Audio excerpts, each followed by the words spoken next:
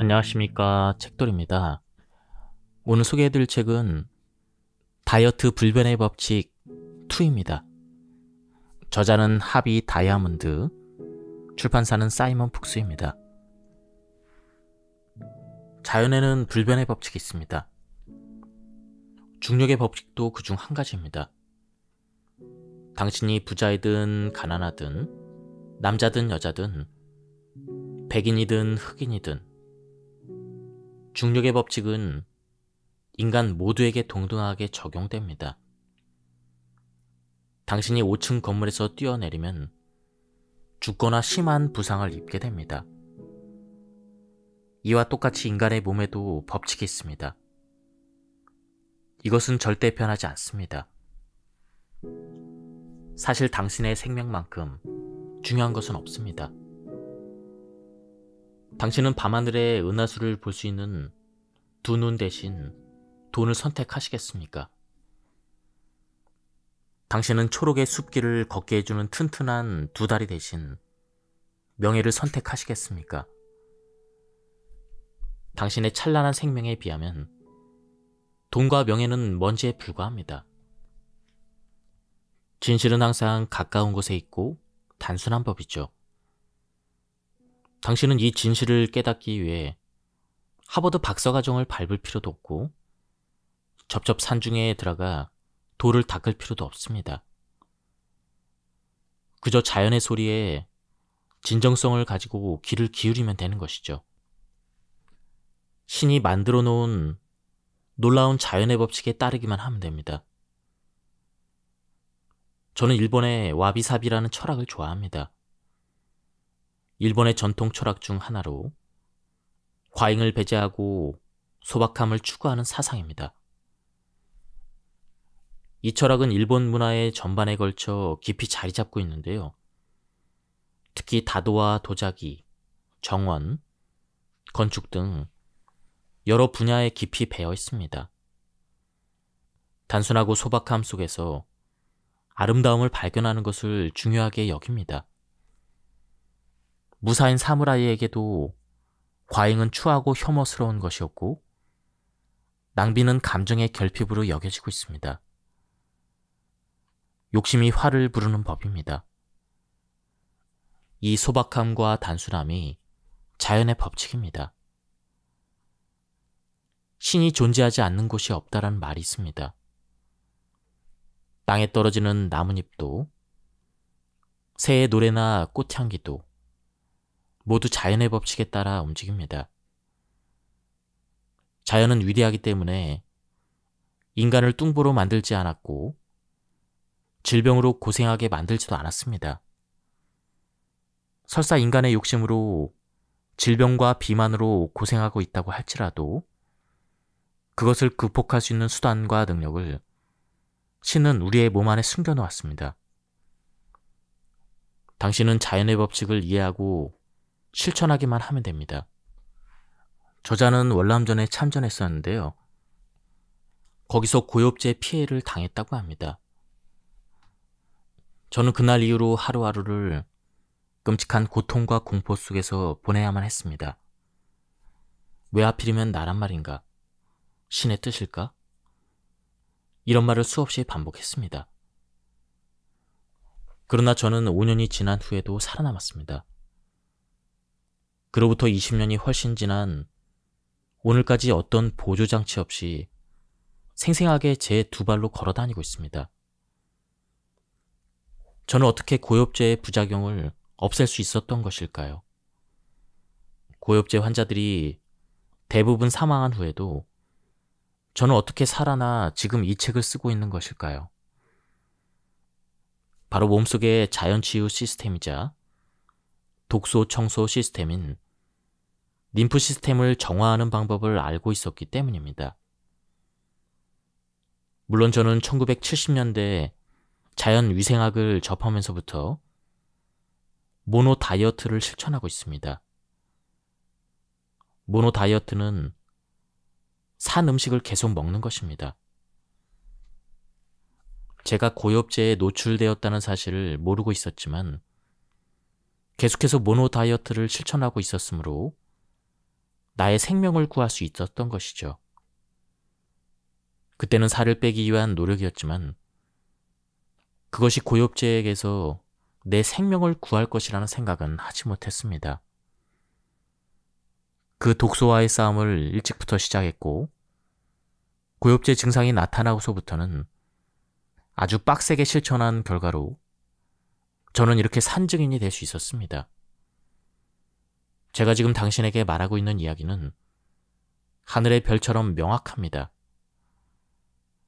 혈관을 타고 들어와 사람을 죽이는 가공할 만한 독극물 고엽제에서 나를 구한 방법이라면, 그렇게 강력하게 검증된 모노 다이어트라면 살을 빼고 당신의 질병을 치료하는 도구로서 충분하지 않겠습니까? 현금 절취술이라는 말이 있습니다. 현금을 절취한다는 뜻이죠. 제가 만든 말입니다. 뇌 수술과 같은 정밀함으로 당신의 현금을 아주 조금 그리고 조심조심 매일 조금씩 가져가고 있는데도 당신은 눈치채지 못합니다.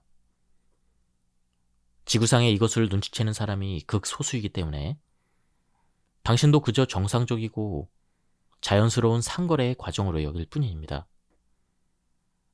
살을 빼주고 질병을 치료할 수 있다고 당신을 설득하며 약물과 수술을 권합니다. 그러나 당신은 전보다 더 살이 찌고 병은 깊어집니다. 그들은 현금 탐지 분야의 전문가입니다. 그들은 밤낮으로 새롭고 혁신적인 방법을 찾아내서 당신의 지갑과 통장 잔고를 분석합니다. 그런 다음 당신의 동의를 얻어내죠. 어리석은 당신은 자신이 전혀 알아차리지 못하는 약물을 신성한 몸에 투입하도록 허락합니다. 그러나 그들은 그 결과의 엄청난 부작용에 대해서는 책임을 지지 않습니다. 심지어 사망하는 경우도 있는데 말이죠. 집에 도둑을 초대한 당신이 책임을 져야 할까요? 물건을 훔쳐간 도둑이 책임을 져야 할까요? 이 전문적인 도둑들은 세 가지 방법으로 당신을 설득합니다. 다이어트 프로그램, 기구, 약물이 그것들입니다. 경제학에서 한계 효용 체감의 법칙이라는 것이 있습니다. 배가 고픈 사람이 음식을 섭취하면 배가 불러와 처음 느꼈던 만족감을 계속해서 느끼지 못하게 되죠. 소비량은 늘지만 그로 인한 만족감은 점차 줄어드는 것을 말합니다. 이처럼 소비자가 하나를 더 소비할 때 느끼는 만족감인 한계 효용은 소비량이 늘수록 작아집니다. 이를 한계 효용 체감의 법칙이라고 하죠. 흥청거리며 호사스럽게 사는 사람도 머지않아 근사한 물건 앞에서도 더 이상 만족감을 느낄 수 없게 됩니다. 아랍의 왕족처럼 화장실에 피카소의 그림을 걸거나 골프를 치기 위해 자가용 비행기를 불러들여도 삶의 질은 개선되지 않습니다. 과다한 만족 후에는 심신이 침체되기 때문입니다. 일시적인 만족을 포기할 때 진정한 만족감이 고조됩니다. 값비싼 안마의자를 산 뒤 불과 몇 달 만에 빨래거리로 전락하는 경험도 당신도 해보셨을 것입니다. 너도나도 욕심을 부리며 손을 뻗치는 곳에서 눈을 돌리는 능력이 필요합니다. 다른 사람의 생활 양식을 자신의 척도로 삼지 않는 자주성이 필요하죠.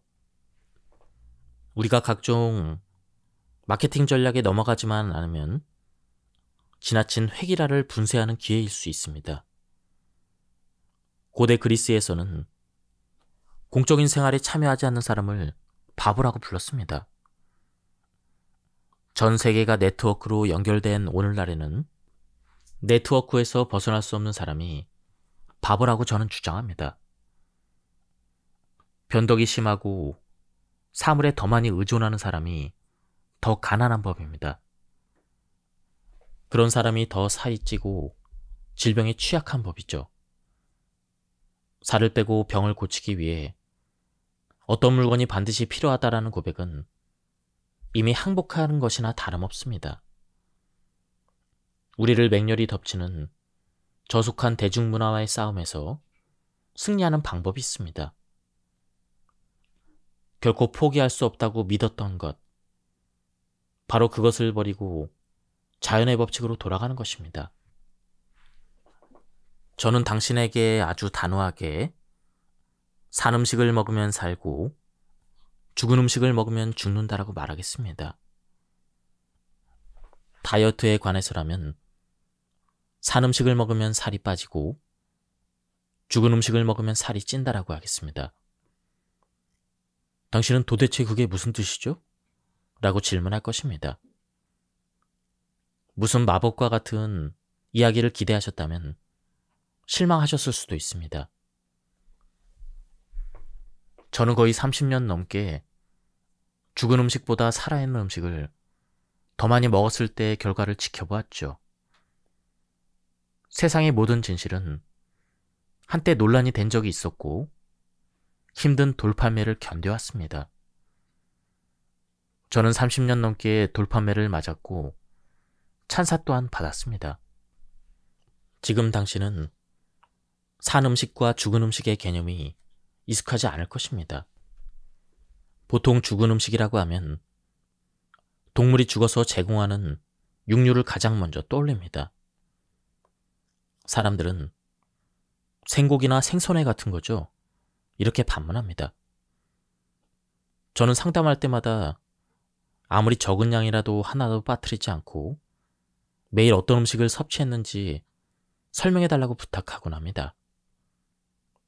그들의 식단 메뉴를 들을 때마다 충격과 실망을 느꼈습니다. 살아있는 음식의 비중이 겨우 10%에 불과했기 때문이죠. 물론 그 때문에 그들이 제게 도움을 요청한 이유였습니다. 제가 산 음식과 죽은 음식을 비교해서 설명하는 가장 큰 이유는 바로 효소 때문입니다. 당신도 효소에 대해서 들어본 적은 있을 것입니다. 그러나 정확히 그것이 무엇인지, 왜 중요한지를 모를 것입니다. 효소는 엔자임이라고 불리는데 생물 대 화학 반응을 촉매하는 에너지를 의미합니다. 쉽게 말해서 생명 에너지 또는 생명의 촉매라고 이해하면 좋습니다. 이 지구에는 우주 행성의 숫자보다 더 많은 생명체가 살고 있습니다. 효소가 없다면 지구는 달이나 화성처럼 생명이 없는 행성이었을 것입니다. 지구상의 모든 생명체, 즉 식물과 동물과 인간은 모두 효소 덕분에 살아납니다. 생명을 있게 하는 원동력은 바로 이 작은 화학물질인 효소 안에 있습니다. 따라서 살아있는 식품은 효소가 온전한 식품입니다. 죽은 음식은 효소가 파괴된 음식입니다. 이렇게 간단합니다. 효소는 어떻게 파괴될까요? 바로 열입니다. 섭씨 54도부터 효소가 파괴되기 시작합니다. 효소가 손상되거나 분해되는 것이 아니라 완전히 사라진다는 뜻입니다. 그리고 54도는 물이 끓는 온도 섭씨 100도에 비해서 훨씬 낮은 온도입니다. 제가 1대1로 상담해드린 분들처럼 당신이 지금 다이어트나 질병으로 고통받고 있다면 산 음식을 거의 먹지 않고 있을 가능성이 높습니다. 활력을 잃고 변질된 음식, 즉 죽은 음식이 식단 대부분을 차지하고 있기 때문입니다. 소위 인간보다 하등 동물이라 불리는 다른 동물이 과체중이 되는 유일한 경우는 가축들 뿐입니다. 야생동물들은 절대 비만이 되지 않습니다. 그러나 야생의 개와 고양이가 우리의 반려동물이 되었을 때 그리고 익힌 가공된 사료를 먹으면 마침내 뚱뚱해지기 시작합니다. 35년을 살도록 설계된 야생의 소들도 사료와 항생제를 먹이면 30개월 만에 성체가 되어 도축됩니다. 제가 이 책에서 말하는 산 음식은 익히지 않은 자연 상태의 과일과 채소를 말하죠. 우리는 자동차에 잘못된 연료를 넣는 것은 꿈도 꾸지 못합니다. 가솔린 대신 콜라나 물을 넣는 것은 미친 짓으로 여길 것입니다. 가솔린 차에는 가솔린을 넣어야 하고 디젤 차에는 디젤유를 넣어야 합니다. 그렇지 않으면 차는 금방 망가집니다. 그러나 어리석은 우리 인간은 우리 몸에 바로 그런 일을 하고 있습니다. 자동차가 콜라로 달릴 수 없는 것처럼 우리 몸은 죽은 음식으로는 제대로 기능할 수 없습니다. 자동차에 가솔린이나 디젤유를 넣어야 하듯 우리 몸에도 살아있는 음식을 넣어야 합니다. 지금 바로 정리해 보겠습니다. 걱정해야 될 식품군은 두 가지입니다. 이것이 산 음식이냐 죽은 음식이냐, 이것에 대해서만 고민하시면 됩니다. 이보다 더 단순할 수 있을까요? 살이 빠지고 질병이 치유되는 놀라운 변화를 경험하게 되면 있는 그대로 먹는 것과 열을 가해 변형시킨 것의 차이를 확연히 느끼게 될 것입니다. 그리고 이 단순한 분류가 얼마나 자유로운 방식인지 점점 더 분명해질 것입니다. 어떤 음식도 금지되지 않기 때문에 먹는 즐거움과 다이어트라는 두 마리 토끼를 잡는 방식이죠. 제가 금지된 음식이 없다고 말씀드린 것은 스테이크와 피자와 치즈케이크를 마음껏 먹어도 살을 뺄 수 있다는 뜻이 아닙니다. 당신이 원한다면 그것을 먹을 수도 있습니다. 중요한 것은 살아있는 음식과 조리된 음식의 사이의 균형입니다. 당신은 지금 과학적 근거가 어디 있나요? 라고 궁금해 하실 수도 있습니다. 포텐저 박사는 10년 동안 두 그룹의 고양이에게 고기와 우유로만 구성된 식단을 제공을 하고 다른 것은 전혀 주지 않았습니다. A그룹에게는 고기와 우유를 날 것 그대로 먹였고 B그룹에게는 불로 익힌 고기와 불로 끓인 우유를 제공했습니다. 다른 변수는 전혀 고려하지 않았습니다. 날 고기나 익힌 고기와 우유만 먹이고 다른 것은 아무것도 주지 않았습니다. 결과는 너무도 압도적이었습니다. 산 음식과 죽은 음식의 결과가 너무나 확연한 차이를 보였기 때문입니다. 불로 익히지 않은 먹이를 먹은 고양이들은 해마다 건강한 새끼를 낳았습니다. 대를 이어 건강이 나빠지거나 질병에 걸리거나 조기에 사망하는 일은 없었습니다. 익힌 음식을 먹은 고양이들은 인간이 걸리는 각종 질병을 똑같이 경험하고야 말았습니다. 죽은 음식을 먹은 고양이들의 배설물은 독성이 매우 강해서 그 배설물을 뿌린 토양에서는 잡초조차 자라지 않았지만 익히지 않은 산 음식을 먹은 고양이들의 대변을 뿌린 토양에서는 잡초가 번성했습니다. 죽은 음식만을 먹은 고양이에게서 태어난 2세의 새끼 고양이는 병에 잘 걸렸으며 비정상적이었습니다. 3세대는 병에 걸리거나 죽은 채로 태어나는 경우가 많았죠. 4세대에 이르러서는 어미 고양이가 불임이 되었습니다. 포텐저 박사는 쥐를 대상으로 비슷한 실험을 진행했는데요.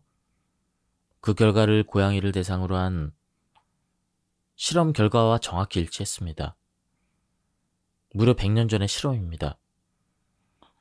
포텐즈 박사는 어떤 제약회사나 고양이 사료 업체의 지원을 받지 않고 묵묵히 혼자만의 고집으로 10년 동안 실험을 진행한 것이었죠.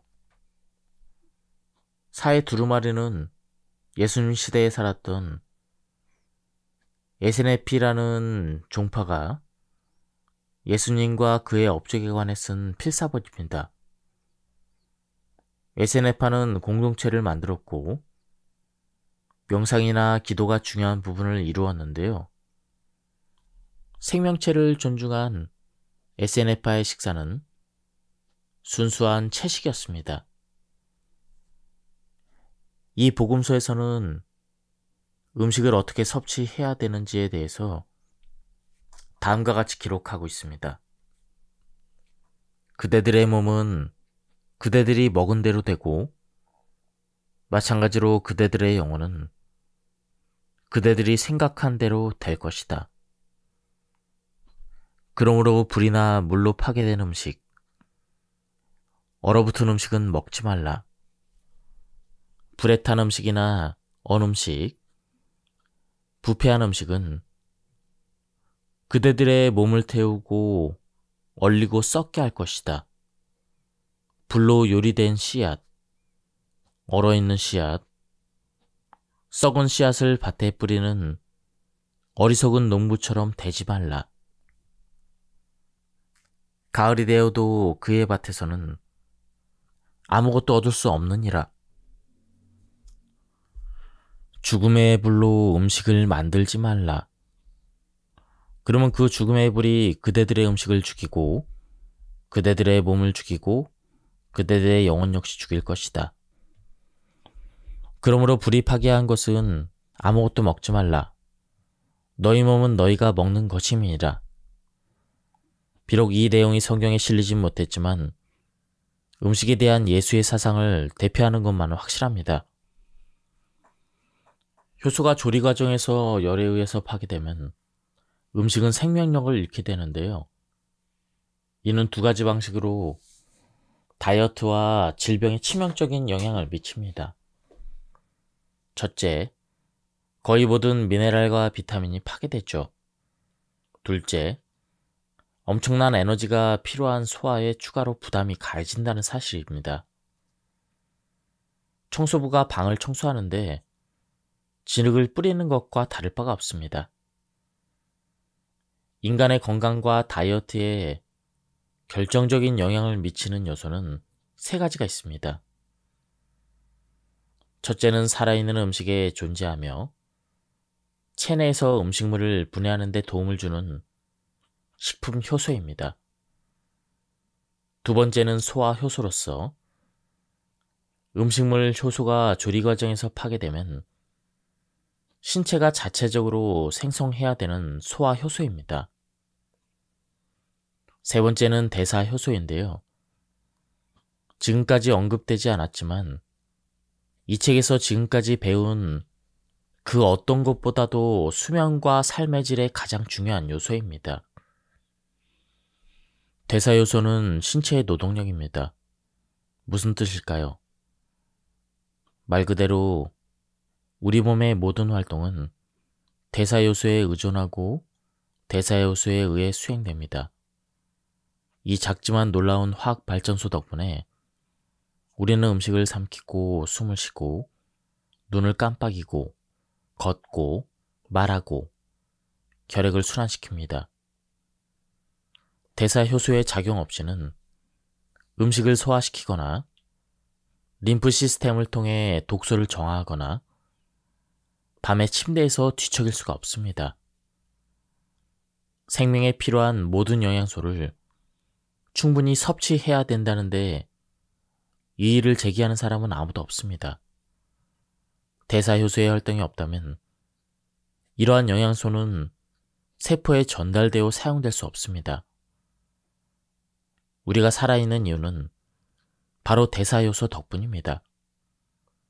한 가지 알아야 할 것은 대사효소는 무한정 공급되지 않는다는 것이죠. 생산할 수 있는 양은 한정되어 있으며 생산 능력이 소진되면 더 많은 양을 생산하도록 강제할 수 있는 방법은 태양 아래 아무것도 없습니다. 피할 수 없는 진실은 당신도 저도 대사 요소는 언젠가 고갈된다는 것이죠. 대사 요소가 없으면 생명은 더 이상 존재하지 않습니다. 우리는 모두 언젠가 수명이 닿을 것이며 이는 대사 효소의 공급이 끝났음을 의미합니다. 80세가 될 수도 있고 90세가 될 수도 있고 120세가 될 수도 있지만 언젠가는 그날이 올 것입니다. 자연사로 사망하든 질병으로 사망하든 사망 진단서에 무엇으로 기재가 되든 생명 기능을 수행할 수 있는 대사 요소가 더 이상 공급되지 않아 생명이 종료되었다는 것이죠. 방정식은 간단합니다. 대사 효소가 많이 소모될수록 수명은 짧아진다는 것입니다. 필요한 대사 효소가 적고 소모되는 양이 적을수록 수명은 길어집니다. 그 점에 대해서는 의심의 여지가 없죠. 따라서 당신의 몸 안에 대사 요소를 보존하기 위해 할 수 있는 모든 일을 하는 것이 중요합니다. 우리 몸이 대사 요소를 더 많이 만들도록 강제할 수 있는 방법은 없습니다. 그러나 우리 몸이 대사 요소를 더 적게 사용하는 방법은 있습니다. 바로 소화에 최소한의 효소를 사용하게 되는 행위입니다. 바로 소화에 최소한의 에너지만 쓰도록 한다는 것이죠. 우리가 불을 가해서 요리를 하게 되면 효소가 거의 파괴됩니다. 그러면 우리의 몸은 소화에 필요한 효소를 다시 생산해야 합니다. 예를 들어보겠습니다. 당신이 통조림 생선과 스테이크와 스파게티를 먹었다고 합시다. 이 세 가지에는 효소가 없습니다. 전혀 없습니다. 그러니까 효소 제로입니다. 당연히 속이 거북하고 소화하느라 밤새 뒤척이게 됩니다. 조리 과정에서 효소가 모두 파괴된 음식을 섭취하면 어쨌든 우리 몸은 그 자리에서 소화에 필요한 효소를 생산해야 합니다. 음식이 소화되지 않은 채 위장에 그대로 있을 수는 없는 것이죠. 음식물을 소화하기 위해 생성되는 이 효소는 어디에서 나올까요? 대사 효소의 귀중한 저장고에서 직접 가져올 수밖에 없습니다. 우리 호모 사피엔스는 소화 효소든 대사 효소든 일정량의 효소를 만들 수 있는 능력을 갖추고 태어납니다. 따라서 조리된 음식을 많이 섭취할수록 신체가 소화 효소를 더 많이 만들어낼수록 그러니까 대사 효소가 계속 소모되기 때문에 빨리 늙고 수명이 단축되는 것이죠. 이 사실은 제가 조리된 음식, 즉 죽은 음식을 먹을 때마다 제 마음을 괴롭히곤 했습니다. 그래서 1년 동안 저는 살아있는 음식만 먹은 것이죠. 1년 동안 저는 새로운 생명을 얻은 듯한 느낌을 받았습니다. 제 몸에서 고엽제가 쑥 빠져나가는 느낌을 받은 것이죠. 그러나 인간은 간사한 동물입니다.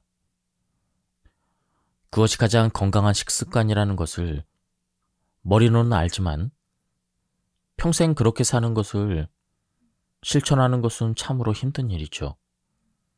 그런 생각을 하기에는 저 또한 이것저것 골고루 먹는 것을 좋아합니다. 저는 차선책을 생각해야만 했죠. 산 음식을 죽은 음식에 비해서 2배 정도 먹기로 결정했습니다.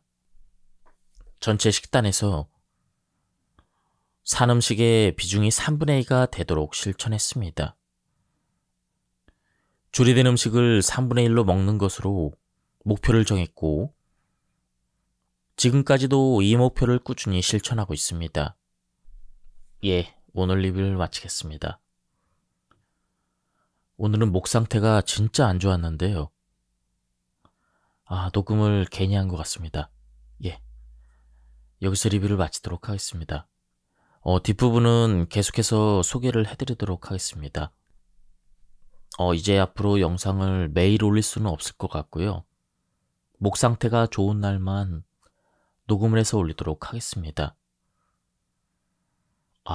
오늘 이렇게 들어주신 분들 정말 감사합니다. 조회수가 거의 10분의 1 토막 났는데요. 지금까지 들어주신 분들 정말 감사합니다. 예, 오늘 리뷰는 여기서 마치도록 하겠습니다. 감사합니다.